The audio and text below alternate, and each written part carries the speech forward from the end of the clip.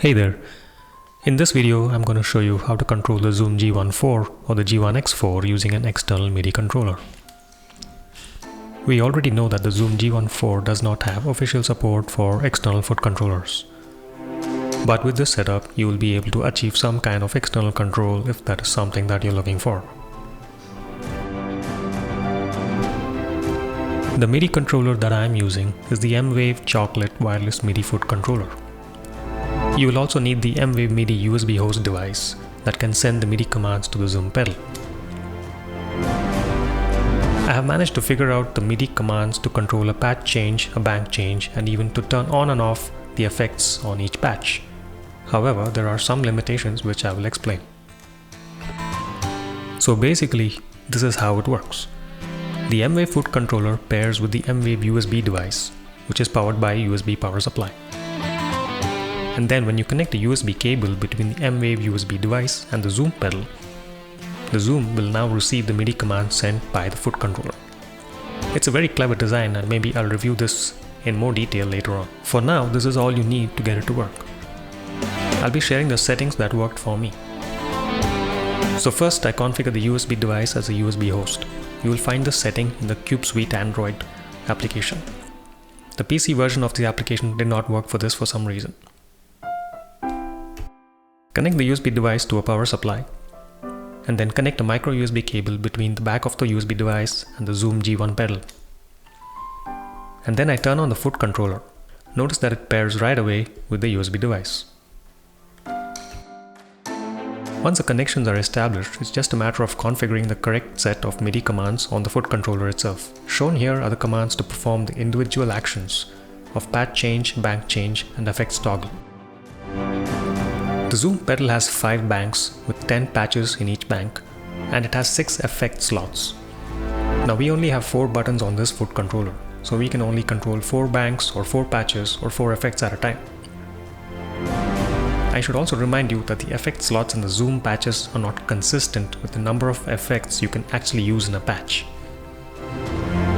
You have 6 slots that are divided between 5 effects. For example, some effects like the amplifier take up 2 slots in the patch. So it's possible that 2 buttons on the foot controller will toggle the same effect on or off. I create my patches in a certain way. Most likely I will have a distortion or wah pedal as my first effect, my amplifier as a second effect, the cab simulator as a third effect, followed by the delay and then the reverb. So for me, controlling just the first and then the last 2 effects makes sense. The way I have configured the buttons is this. Each button is configured to perform a different action for short press and for a long press. So on short press, I toggle the effects 1, 2, 5 and 6.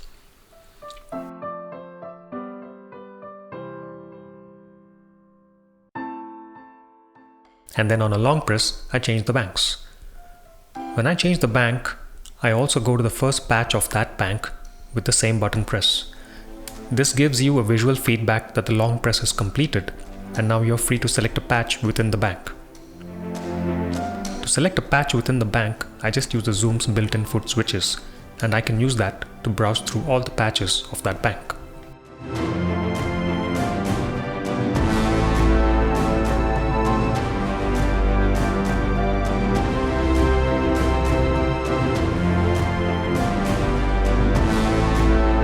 Now I have connected the foot controller to the PC using a USB-C cable.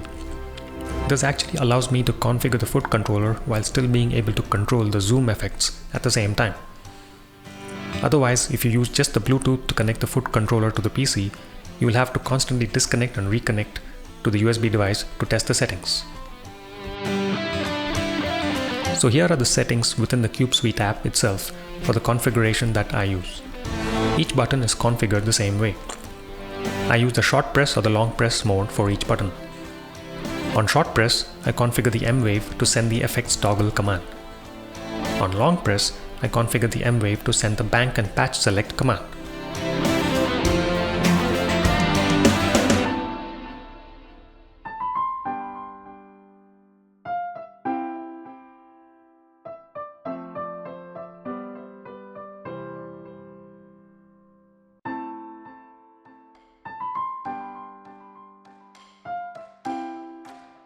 With this, I think I'm able to extend the functionality of the Zoom a little more than what it was designed for, and it is now a little more useful in a live situation.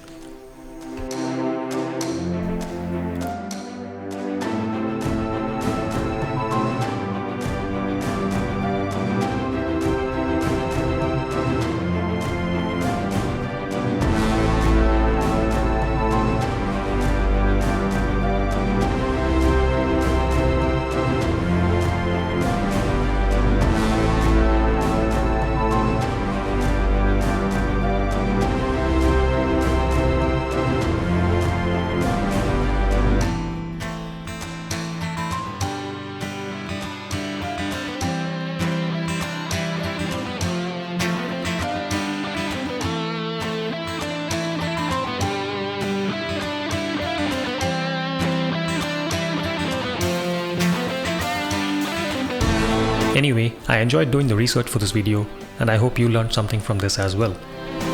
And if you want to discuss anything more about this, feel free to leave a comment. And thanks for watching.